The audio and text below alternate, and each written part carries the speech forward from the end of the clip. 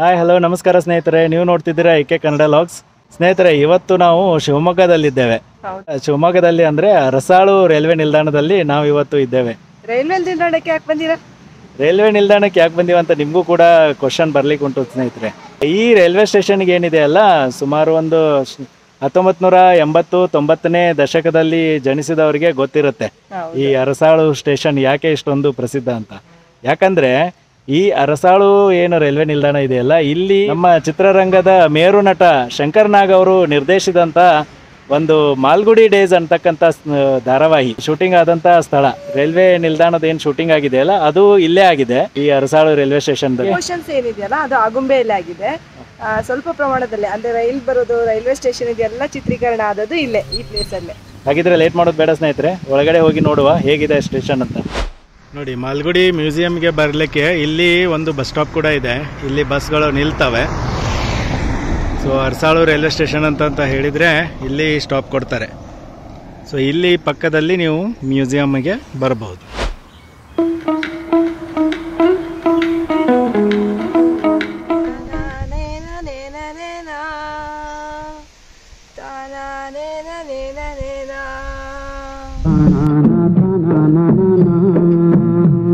Tune ಕೇಳಿದ ತಕ್ಷಣ ನಮಗೆ ಬಾಲ್ಯದ ನೆನಪುಗಳು ಮರುಕಳಿಸ್ತವೆ. ದೂರದರ್ಶನದಲ್ಲಿ ಮಾಲ್ಗುಡಿ ಡೇಸ್ ಅನ್ನೋ ಸೀರಿಯಲ್ ಎಷ್ಟು ಫೇಮಸ್ ಆಗಿತ್ತಂದ್ರೆ ಅದು ಇನ್ನಾದ್ರೂ ಗುಯ್ಗುಡ್ತಾ ಇದೆ ಕಿವಿಗೆ ಆ ಶಬ್ದ. ಹೌದು, ಆ ಟೈಮಲ್ಲಿ ಅಂದ್ರೆ ಬಾಲ್ಯದ ದಿನಗಳಲ್ಲಿ ನಾವು ದೂರದರ್ಶನದಲ್ಲಿ ಅದೊಂದು ಕಾರ್ಯಕ್ರಮ ನೋಡ್ಲಿಕ್ಕೇನೆ ಕುಳಿತುಕೊಂಡ್ಬಿಡೋರು ಟಿವಿ ಮುಂದ್ಗಡೆ. ಹೌದು, ಆಕ್ಚುಲಿ ಏನ್ ಗೊತ್ತಾ, ಅವಾಗಿನ ದಿನಗಳೇ ಚಂದ. ಯಾಕಂದ್ರೆ ಈಗಿನ ತರ ಅವಾಗ ಮೊಬೈಲ್ ಇರ್ಲಿಲ್ಲ, ಏನೂ ಇರ್ಲಿಲ್ಲ. ಅದು ಒಂದೇ ದೂರದರ್ಶನ್ ಬರ್ತಿತ್ತು, ಅದರಲ್ಲಿ ಒಂದೇ ಧಾರಾವಾಹಿ, ಒನ್ ಟೈಮ್ ಚಿತ್ರಮಂಜರಿ ಅಲ್ವಾ, ಚಿತ್ರಮಂಜರಿ ಕಾರ್ಯಕ್ರಮ ಬರ್ತಿತ್ತು. ಅದೇ ರೀತಿ ಮತ್ತೆ ಒಂದೇ ಫಿಲಮ್. ಹೌದು, ಅದೆಲ್ಲ ನೋಡೋದೇ ಒಂಥರ ಖುಷಿ. ಹೌದು, ಇದು ಯಾರ್ಯಾರು 80-90ರಲ್ಲಿ ಹುಟ್ಟಿದಾರಲ್ಲ ಅವರಿಗೆಲ್ಲ ಇದರ ಬಗ್ಗೆ ಗೊತ್ತಿರುತ್ತೆ. ನಾಸ್ಟಾಲ್ಜಿಕ್ ಫೀಲಿಂಗ್ ಆಗುತ್ತೆ ಇಲ್ಲಿ ಬರುವಾಗ.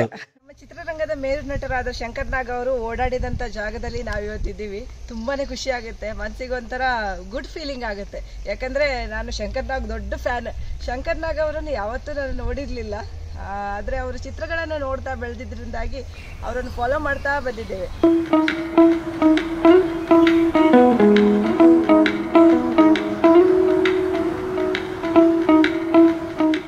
Welcome to Malgudi museum.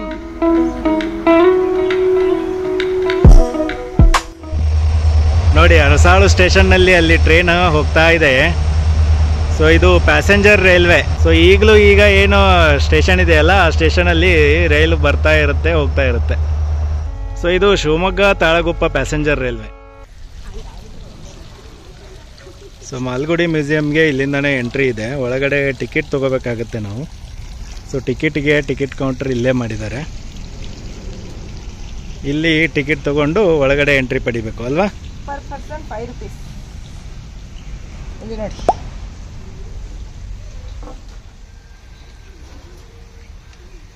Timing ಇಲ್ಲಿ ಹಚ್ಚಿಟ್ಟಿದ್ದಾರೆ. ಎಲ್ಲಿದೆ?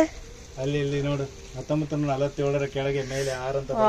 Opening time 10, closing time 6. ನೋಡಿ, ಇದು ಮಾಲ್ಗುಡಿ ಡೇಸ್ ಮ್ಯೂಸಿಯಂ. ಈ ಮ್ಯೂಸಿಯಂ ಏನಿದೆ ಅಲ್ಲ, ಆ ಮಾಲ್ಗುಡಿ ಡೇಸ್ ಸೀರಿಯಲ್ ಅಲ್ಲಿ ಇದು ರೈಲ್ವೆ ಸ್ಟೇಷನ್ ಆಗಿತ್ತು. ಹೌದು, ಸ್ವಾಮಿ ಅಂಡ್ ಫ್ರೆಂಡ್ಸ್ ಏನ್ ನೋಡ್ತಿರಲ್ಲ, ಆ ಸಿರೀಸ್ ಅಲ್ಲಿ ಇದನ್ನ ರೈಲ್ವೆ ಸ್ಟೇಷನ್ ಅನ್ನ ತೋರಿಸಿದ್ದಾರೆ. ಇದು ಆ ಸಿರೀಸ್ ಅಲ್ಲಿ ಮಾಲ್ಗುಡಿ ಸ್ಟೇಷನ್ ಅಂತ ತೋರಿಸಿದ್ದಾರೆ. ಮಾಲ್ಗುಡಿ ಸ್ಟೇಷನ್ ಅಂತ ಯಾವ್ದು ಸ್ಟೇಷನ್ ಇಲ್ಲ. ಈ ಅರಸಾಳು ಸ್ಟೇಷನ್ ಅನ್ನೇ ಅವರು ಮಾಲ್ಗುಡಿ ಸ್ಟೇಷನ್ ಅಂತ ಸಿರೀಸ್ ಅಲ್ಲಿ ತೋರಿಸಿದ್ದಾರೆ. ಆಕ್ಚುಲಿ ಈ ಸ್ಟೋರಿಗಳೆಲ್ಲ RK ನಾರಾಯಣ್ ಅವರ ಸ್ಟೋರಿಯಿಂದ ಆಧರಿಸಲ್ಪಟ್ಟಿದೆ. ಅಂದ್ರೆ ಅದರಿಂದ ರಚಿಸಲ್ಪಟ್ಟ ಸೀರೀಸ್ಗಳಿವೆಲ್ಲ. ಅಂದ್ರೆ ಈಗ ನಾವೇನ್ ವೆಬ್ ಸೀರೀಸ್ ಗಳನ್ನು ನೋಡ್ತಾ ಇದ್ದೀವಲ್ಲ, ಅದೇ ರೀತಿಯಾಗಿ ಶಂಕರ್ ನಾಗ್ ಅವರು ಆಗಿನ ಕಾಲದಲ್ಲೇ ವೆಬ್ ಸೀರೀಸ್ ಗಳನ್ನು ಮಾಡಿ ಮುಗಿಸಿದ್ರು.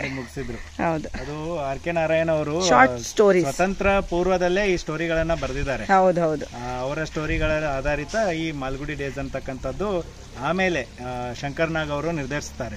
ಹೌದು, ಈ ಮಾಲ್ಗುಡಿ ಡೇಸ್ ಅಂತಕ್ಕಂಥ ಸಿರೀಸ್ ಏನಿದೆ ಅಲ್ಲ, ಅದು ಕಾಲ್ಪನಿಕ. ಅದು RK ನಾರಾಯಣ್ ಅವರು ಕಾಲ್ಪನಿಕವಾಗಿ ಬರೆದಂತ ಸ್ಟೋರಿ. ಹೌದು, ಸೊ ಅದರಲ್ಲಿ ಅದನ್ನ ತಗೊಂಡು ಶಂಕರ್ ನಾಗ್ ಅವರು ನಿರ್ದೇಶನ ಮಾಡಿ ದಕ್ಷಿಣ ಭಾರತದ ಸ್ಮಾಲ್ ಸ್ವತಂತ್ರ ಪೂರ್ವದ ಹಳ್ಳಿಗಳನ್ನು ನೆನಪಿಸಿಕೊಂಡು ಅವರು ಸ್ಟೋರಿಗಳನ್ನು ಬರೆದಿದ್ರು. ಅದಕ್ಕೆ ಅನುಗುಣವಾಗಿ ಈ ವಾತಾವರಣ ಇದೆ. ಈ ಏನು ಆಗುಂಬೆ ನಿಯರೆಸ್ಟ್ ಏರಿಯಾಗಳೇನಿದೆ, ಅರಸಾಳು ಏರಿಯಾ ಏನಿದೆ, ಎಲ್ಲ ಅದೇ ತರ ಇದೆ. ಯಾಕಂದ್ರೆ ಮತ್ತೆ ಈ ಸ್ಟೇಷನ್ ಕೂಡ ಬ್ರಿಟಿಷರ್ ಕಾಲದಲ್ಲೇ ಆಗಿರ್ತಕ್ಕಂಥ ಹೌದು, ಹಂಚಿನ ಮನೆಗಳು ಸ್ಪೆಷಲಿ ಸ್ವತಂತ್ರ ಪೂರ್ವದಲ್ಲಿ ಯಾವ ತರ ಇತ್ತಲ್ಲ ಆ ತರದ್ದು ಒಂದು ಐಡಿಯಲ್ ಆಗಿ ಅಲ್ಲಿ ನಾವು ನೋಡಬಹುದು. ಸೊ ಅದಕ್ಕಾಗಿ ಶೂಟಿಂಗ್ ಅನ್ನು ಇಲ್ಲೇ ಮಾಡ್ತಾರೆ. ಇನ್ನೊಂದು ಇಲ್ಲಿ ಸ್ವತಂತ್ರಕ್ಕೆ ರಿಲೇಟೆಡ್ ಆದ ಊರಿದೆ, ಈಸೂರು ಇಲ್ಲೇ ನಿಯರೇ ಬರುತ್ತೆ. ಮ್ಯೂಸಿಯಂ ಒಳಗಡೆ ಹೋಗೋಣ, ಹೇಗಿದೆ ನೋಡ್ಕೊಂಡು ಬರೋಣ. ಮ್ಯೂಸಿಯಂ ಎದುರುಗಡೆ ಒಂದು ಫೌಂಟೇನ್ ಇದೆ, water fountain. Actually Malgudi days ಅಲ್ಲಿ ಏನು ಜಾನ್ ದೇವರಾಜ್ ಅಂತ ಆರ್ಟಿಸ್ಟ್ ಇದ್ರು, ಅಂದ್ರೆ ಅವಾಗೆಲ್ಲ ಆರ್ಟ್ ಡೈರೆಕ್ಟರ್ ಅಂತ ಒಬ್ರು ಇರ್ತಿದ್ರು, ಅವರು ಎಲ್ಲ ಆರ್ಟ್ಗಳನ್ನೆಲ್ಲ ಮಾಡ್ತಿದ್ರು. ಆಕ್ಚುಲಿ ಇದನ್ನೆಲ್ಲ ಮಾಡಿದ್ದು ಅವರೇ. ನೋಡಿ ಎಷ್ಟೊಂದು ಸುಂದರವಾಗಿ ಕಲೆಯನ್ನ ಇಲ್ಲಿ ಬಿಡಿಸಿದ್ದಾರೆ. ಬನ್ನಿ ಒಳಗಡೆ ಏನಿದೆ ನೋಡೋಣ, ಹೇಗಿದೆ ಸ್ಟೇಷನ್ ಅಂತ. ಸ್ವಾಮಿ ಅಂಡ್ ಫ್ರೆಂಡ್ಸ್ ಆಗ್ತಾ ಇದೆ ನೋಡಿ. ಹೌದು,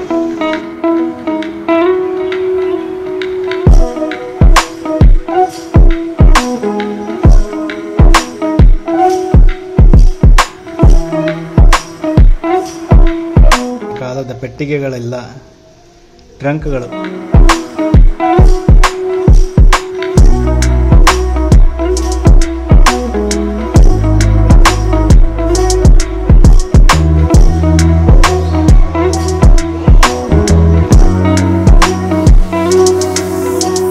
ನೋಡಿ ಆರ್ ಕೆ ನಾರಾಯಣ ಅವರ ಹೆಸರಲ್ಲಿ ಒಂದು ಅಂಚೆ ಚೀಟಿ ಇದೆ.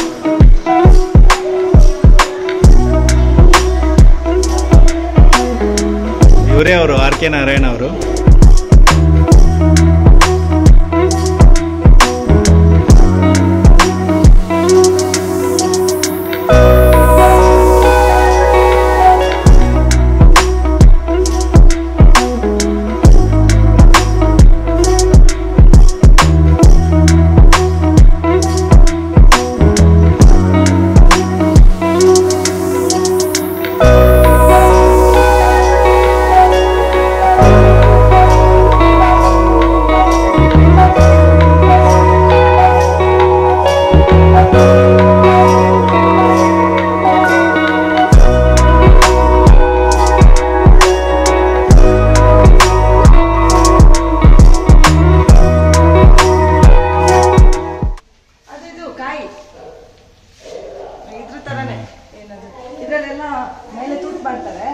ಹೌದು, ಪುಂಗಿಕಾಯಿ. ಇದ್ರೊಳಗೆ ಏನು ಬೀಜಗಳನ್ನು ಸಂಗ್ರಹ ಮಾಡೋದು, ವರ್ಷದಿಂದ ವರ್ಷಕ್ಕೆ ಬೀಜಗಳನ್ನು ಸಂಗ್ರಹ ಮಾಡೋದೆಲ್ಲ ಮಾಡ್ತಾರೆ. ಇದು ಮೀನು ಕುಣಿ ಅಂತೆ, ಮೀನು ಹಿಡಿಲಿಕ್ಕೆ.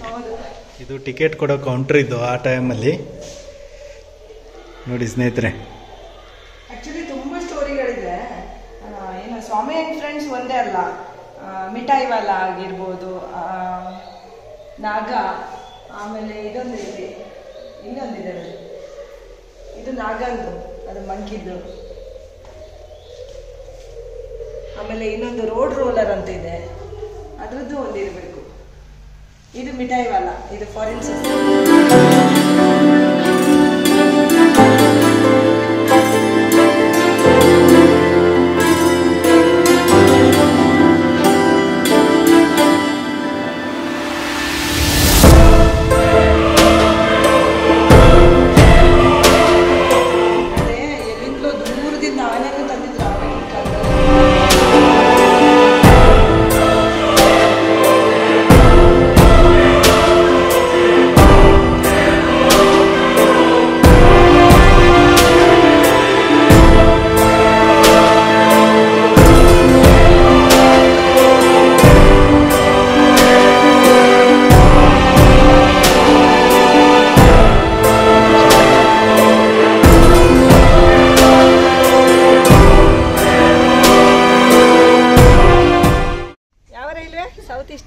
South western. South west Mysuru division. South western ಇಲ್ಲೆಲ್ಲ ಬರೋದು ಸೌತ್ ವೆಸ್ಟರ್ನ್. ಶಿವಮೊಗ್ಗ ಇದು ಆ ಕಡೆ ಕರಾವಳಿ ಹತ್ರ ಹೋಗ್ತೀವಲ್ಲ, ಅದು ಕೋಸ್ಟಲ್ ರೈಲ್ವೆ, ಕೊಂಕಣ್ ರೈಲ್ವೆ. ನೋಡಿ ಇದು ಸ್ಟೇಷನ್ ಆಗಿತ್ತು. ಸ್ಟೇಷನ್ ಇಂದ ಇಲ್ಲಿ ಹೊರಗಡೆ ನೋಡಿ ಗಾರ್ಡನ್ ಅಲ್ಲಿ ಆ ಕ್ಯಾರೆಕ್ಟರ್ಗಳನ್ನು ನಿಲ್ಲಿಸಿದ್ದಾರೆ. ಮಾಲ್ಗುಡಿ ಡೇಸ್ ಅಲ್ಲಿ ನೀವು ನೋಡಿರ್ಬೋದು, ಸ್ವಾಮಿ ಅಂಡ್ ಫ್ರೆಂಡ್ಸ್ ಅಂತ ಸೀರೀಸ್ ಅಲ್ಲಿ ಇರ್ತಕ್ಕಂಥ ಕ್ಯಾರೆಕ್ಟರ್ಸ್ಗಳಿವೆಲ್ಲ. ಇದು ಸ್ವಾಮಿ ಎಲ್ಲಿದ್ದಾರೆ? ಸ್ವಾಮಿ ಸ್ವಾಮಿ ಮಾಸ್ಟರ್ ಮಂಜುನಾಥ್. ಹೌದು, ಅವರಿದು ರಾಜಂ. ಓ ರಾಜಂ, ಏನ್ ಕ್ಯಾರೆಕ್ಟರ್ ಅಲ್ಲ ಇವು. ಇದು ಮಣಿ.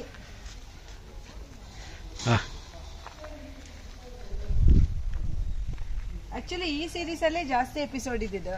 ಅದ್ಬಿಟ್ಟು ಇದು ಯಾವ್ದು ಇನ್ನೊಂದು ಸ್ವೀಟ್ ವಂಡರ್ ಮಿಠಾಯಿವಾಲ ಅದರಲ್ಲಿ ಜಾಸ್ತಿ. ಬಾಕಿದೆಲ್ಲ ಶಾರ್ಟ್ಸ್ 1-2 ಎಪಿಸೋಡು ಅಷ್ಟೇ. ನಾಗ ಆಗಲಿ, ಇನ್ನೊಂದು ಇದಿದೆ ಲೀಲಾಸ್ ಫ್ರೆಂಡ್ಸ್, ಅವೆಲ್ಲ ಶಾರ್ಟ್ ಫಿಲಮ್ಸ್ ಸೀರೀಸ್ಗಳು. ಈ ಕ್ಯಾರೆಕ್ಟರ್ಗಳು ಮನಸ್ಸಲ್ಲಿ ಹಾಗೆ ಉಳಿದಿದ್ದಾವೆ, ಮನಸ್ಸಿಂದ ಅಳಿಸಿನೇ ಹೋಗೋದಿಲ್ಲ, ಆ ತರ ಕ್ಯಾರೆಕ್ಟರ್ಸ್ಗಳಿವೆಲ್ಲ.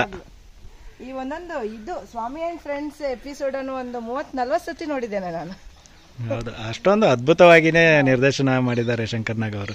ಸ್ವಲ್ಪನೂ ಬೋರ್ ಆಗೋದಿಲ್ಲ, ಯಾವಾಗ ಕೇಳಿದ್ರು ಅದೊಂದು ಹೊಸತನ ಇರುತ್ತೆ ಅದರಲ್ಲಿ. ಮ್ಯೂಸಿಕ್ ಕೂಡ ಹಾಗೇನೆ ಅಲ್ಲ, ಕ್ಯಾಚಿಂಗ್ ಮ್ಯೂಸಿಕ್ ಅದು. ಈಗಲಾದ್ರೂ ಅದನ್ನು ಡಿಫ್ರೆಂಟ್ ಇದು ಮಾಡಿ ಟ್ಯೂನ್ಸ್ ಗಳನ್ನು ಮಾಡಿ ಎಲ್ಲ ಹಾಡ್ತಾರೆ. ಚೆನ್ನಾಗಿದೆ, ಒಂಥರ ನೋಡೋಕೆ ಮ್ಯೂಸಿಯಂ ಸಖತ್ತಾಗಿದೆ. ಅವನ ಕೈಯಲ್ಲಿ ಈ ಗದೆ, ಹೌದು ಯಾವಾಗ್ಲೂ ಅದು ಒಂದು ಸೀನ್ ಅಲ್ಲಿ ಬರುತ್ತಲ್ಲ, ಅವನು ರಾಜಮ್ಮ ಹತ್ರ ಜಗಳ ಕಾಯ್ಕೊಂಡಿರ್ತಾನೆ, ಯಾರು ಸ್ವಾಮಿ. ಹೌದು. ಸೊ ಅವಾಗ ಸ್ವಾಮಿ ಇವನ ಹತ್ರ ಕಂಪ್ಲೇಂಟ್ ಹೇಳೋದು. ಸೊ ಮಣಿ ಅವಾಗ ಬರ್ಲಿ ರಾಜಮ್ಮ, ಹೇಗೆ ಅವನನ್ನ ಈ ಗದೆಯಿಂದ ಹೊಡೆದು ಹಾಕ್ಬಿಡ್ತೇನೆ ಅಂತ ಹೇಳ್ತಾನೆ. ಸೊ ಆಗ ರಾಜಮ್ಮ ಅವರ ಮನೆಯಲ್ಲಿರ್ತಕ್ಕಂತ ಪಿಸ್ತೂಲ್ ಅನ್ನ ಅಂದ್ರೆ ರೈಫಲ್ ಅನ್ನ ತಗೊಂಡ್ ಬರ್ತಾರೆ. ಹೌದೌದು, ರಾಜನ್. ಅದು ಚೆನ್ನಾಗಿದೆ, ನದಿ ಹತ್ರ ಅದು ಶೂಟ್ ಮಾಡಿದಾರಲ್ಲ, ಚೆನ್ನಾಗಿದೆ ಅದು ಎಪಿಸೋಡ್. ಆಮೇಲೆ ಇನ್ನೊಂದೇನ್ ಗೊತ್ತಾ, ಈ ಶಂಕರ್ನಾಗ್ ಅವರು ಇಲ್ಲಿ ಓಡಾಡತಕ್ಕಂತ ಜಾಗ ಅಲ್ಲ, ಸೊ ಅಲ್ಲಿ ನಾವು ಓಡಾಡ್ತಾ ಇರೋದು ನಮಗೂ ಇನ್ನೂ ಖುಷಿ ಅನ್ಸುತ್ತೆ. ಹೌದು, ಆಕ್ಚುಲಿ ಅವರು ಒಡನಾಡಿಗಳೆಲ್ಲ ಇದ್ರಲ್ಲೆಲ್ಲ ಹೇಳ್ತಾರೆ, ಏನೋ ಕೆಲವೊಂದು ಸಂದರ್ಶನಗಳಲ್ಲಿ ಹೇಳ್ಕೊಂಡಿದ್ದಾರೆ. ಅವ್ರು ಎಷ್ಟು ಕ್ವಿಕ್ ಆಗಿದ್ರು, ಫಾಸ್ಟ್ ಆಗಿದ್ರು ಅಂದ್ರೆ 2 to 3 minutes ಮಾತ್ರ ರೈಲ್ ನಿಲ್ತಾ ಇತ್ತು, ಅದ್ರಲ್ಲೇ ಎಲ್ಲ ಶೂಟ್ ಮಾಡ್ಕೊಂಡು ಎಲ್ಲ ಹೋಗ್ತಿದ್ರಂತೆ. ಅದೊಂದು ವಿಶೇಷ ಅಂತಲೇ ಹೇಳ್ಬಹುದು. ಆ ರೈಲ್ವೆ ಬರೋ ಹೊತ್ತಿಗೆ ನಿಲ್ಲೋರಂತೆ, ಶೂಟಿಂಗ್ ಸೆಟಪ್ ಎಲ್ಲ ಮಾಡ್ಕೊಂಡು ಅದ್ ಬಂದ ತಕ್ಷಣ ಎಲ್ರು ಒಂದೇ ಟೇಕಲ್ಲಿ ಶೂಟಿಂಗ್ ಮಾಡಿ ಮುಗಿಸೋರು. ಈಗಿನ ಟೈಮಲ್ಲಿ ಏನಾಗುತ್ತೆ, ರಿಹರ್ಸಲ್ ಆಮೇಲೆ ರೀಟೇಕ್ ಅಂತ ತುಂಬಾ ಇದನ್ನ ತಗೋತಾರೆ. ಬಟ್ ಆ ಟೈಮಲ್ಲಿ ಒಂದೇ ಟೇಕಲ್ಲಿ ಆ ತರ ಶೂಟಿಂಗ್ ಮಾಡ್ತಾ ಇದ್ರು. ಸ್ನೇಹಿತರೆ, ಈ ಮಾಲ್ಗುಡಿ ಡೇಸ್ ಅಂತಕ್ಕಂಥ ಏನ್ ಸಿರೀಸ್ ಮಾಡಿದ್ರಲ್ಲ ಶಂಕರ್ನಾಗ್ ಅವರು, ಸೊ ಇದು ಆ ಟೈಮಲ್ಲಿ ತುಂಬಾ ಪ್ರಸಿದ್ಧಿ ಪಡೆದಂತ ಮಾಲ್ಗುಡಿ ಡೇಸ್ ಸಿರೀಸ್. ಇದು ನ್ಯಾಷನಲ್ ಲೆವೆಲ್ ಅಷ್ಟೇ ಅಲ್ಲದೆ ಇಂಟರ್ನ್ಯಾಷನಲ್ ಲೆವೆಲ್ ಅಲ್ಲಿ ಕೂಡ ಖ್ಯಾತಿಯನ್ನ ಪಡೆದಿದೆ. ಇದು ಪ್ರಶಸ್ತಿಯನ್ನು ಪ್ರಶಸ್ತಿ ಕೂಡ ಸಿಕ್ಕಿದೆ. ನೋಡಿ, ಆಗಿನ ಕಾಲದಲ್ಲಿ ಹೀಗೆ ಮರದ ದಿಮ್ಮಿಗಳನ್ನ ಹಾಕ್ತಾ ಇದ್ರು, ರೇಲ್ ಹಳಿಗಳೇನಿರ್ತಿದ್ವು ಅಲ್ಲ, ಈ ಮರದ ದಿಮ್ಮಿಗಳ ಮೇಲೆ. ಈಗ ಎಲ್ಲ ಸಿಮೆಂಟ್ ಕಾಂಕ್ರೀಟ್ ಬರ್ತದೆ. ಹೌದು, ಆಕ್ಚುಲಿ ಈ ಏರಿಯಾ ಏನಿದೆಯಲ್ಲ, ಈ ಮರದ ದಿಮ್ಮಿಗಳು ಇದೊಂದು ಬಗೆಯ ಮರದಿಂದ ಮಾಡ್ತಾರೆ. ಅದು ಇಲ್ಲಿ ಯಥೇಚ್ಛವಾಗಿ ಸಿಗುತ್ತಂತೆ, ಇಲ್ಲಿಂದ ಎಲ್ಲ ಎಕ್ಸ್ಪೋರ್ಟ್ ಆಗ್ತಿತ್ತಂತೆ. ಆಮೇಲೆ ಅವೆಲ್ಲ ಬಂದಾಗಿ ಈಗ ಸಿಮೆಂಟ್ ಇದಾಗಿದೆ.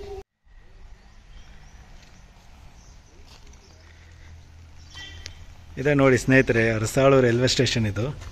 ಇಲ್ಲಿ ಇನ್ನೂ ಟ್ರೈನ್ ಬರುತ್ತೆ ಅಲ್ಲ, ಟಿಕೆಟ್ ಕೌಂಟರ್ ಇದೆ ಅಲ್ಲಿ. ಇನ್ನೊಂದು ರೈಲ್ ಬಂತು.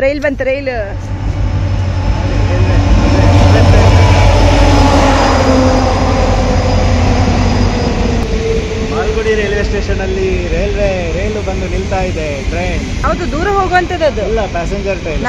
ತಾಳಗುಪ್ಪ, ಮೈಸೂರು ತಾಳಗುಪ್ಪ ಪ್ಯಾಸೆಂಜರ್ ರೈಲ್ವೆ ಇದು. ಸೊ ಇಲ್ಲಿ ನಿಲ್ಲುತ್ತೆ, 1 ನಿಮಿಷ 2 ನಿಮಿಷ ಏನೋ ನಿಲ್ಲುತ್ತೆ, ಮತ್ತೆ ಇದು ಈ ಕಡೆಗೆ ತಾಳಗುಪ್ಪಕ್ಕೆ ಹೋಗ್ತದೆ. ಸ್ನೇಹಿತರೆ, ಇದು ಮಾಲ್ಗುಡಿ ಮ್ಯೂಸಿಯಂ ಆದ್ರೆ ಇಲ್ಲಿ ಮಾಲ್ಗುಡಿ ಚಾಯ್ ಅಂತ ಹೇಳಿ ರೈಲ್ವೆ ಬೋಗಿಯಲ್ಲೇ ಕ್ಯಾಂಟೀನ್ ಮಾಡಿದ್ದಾರೆ. ಟೀ ಸಿಗುತ್ತಾ ಇಲ್ಲಿ? ಮಾಲ್ಗುಡಿ ಚಾಯ್ ಅಂತ ಹೇಳಿ ಇದು.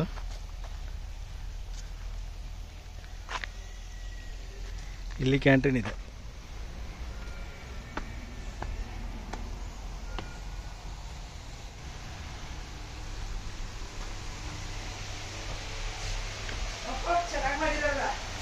ಅಲ್ಲ,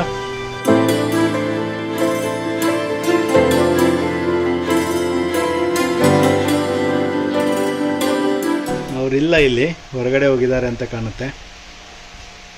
ನೋಡಿ, ಈಗೇನಿದು ಬೋಗಿ ಇದೆಯಲ್ಲ, ಈ ಬೋಗಿ ಮುಂಚೆ ಹೇಗಿತ್ತು ಅಂತ ಇಲ್ಲಿ ಫೋಟೋ ಹಾಕಿದ್ದಾರೆ. ಮುಂಚೆ ಈ ತರ ಬೋಗಿ ಇತ್ತದು, ಹಾಳಾಗಿರೋ ಒಂದು ಬೋಗಿ, ಅದನ್ನ ಇಲ್ಲಿ ನಿಲ್ಸಿರ್ತಾರೆ. ಅದನ್ನೇ ಕ್ಯಾಂಟೀನ್ ತರ ಇವರು ರೆಡಿ ಮಾಡಿದ್ದಾರೆ. ನೋಡಿ, ಮುಂಚೆ ಅದರಲ್ಲಿ ಇರ್ತಕ್ಕಂಥ ಸೀಟ್ಗಳು, ಇದು ಒರಿಜಿನಲ್ ಬೋಗಿನೇ, ರಿನೋವೇಟ್ ಮಾಡಿ ಈ ತರ ಮಾಡಿದ್ದಾರೆ. ಈ ಕೋಚಿನ ಬಗ್ಗೆ ಮಾಹಿತಿ ಕೂಡ ಇಲ್ಲಿ ಡಿಸ್ಪ್ಲೇ ಮಾಡಿದ್ದಾರೆ. Coach cafe. ಸೊ 1989ರಲ್ಲಿ ಇದನ್ನ ಬಿಲ್ಟ್ ಮಾಡಿರ್ತಾರೆ. It is a wooden body coach, ಅಂದ್ರೆ ಮರದ್ದು ಇದು. ನೋಡಿ, ಈ ಕೋಚ್ ಏನಿದೆ ಅಲ್ಲ, ಇದು ಆಕ್ಚುಲಿ ಪ್ಯಾಸೆಂಜರ್ ಟ್ರೈನಲ್ಲಿ ರನ್ ಆಗ್ತಕ್ಕಂಥ ಒಂದು ಕೋಚ್ ಇದು. ಇದನ್ನ 2018 ನಂತರ ಇದನ್ನ ಕನ್ವರ್ಷನ್ ಮಾಡಿ ಕೆಫೆ ಮಾಡ್ತಾರೆ. ಸೊ ಕೋಚ್ ಕೆಫೆ ಅಂತ ಹೇಳಿ. ಸೊ ಇಲ್ಲಿ ಎದುರುಗಡೆ ಕಾಣೋದೇ ಅರಸಾಳು ರೈಲ್ವೆ ಸ್ಟೇಷನ್.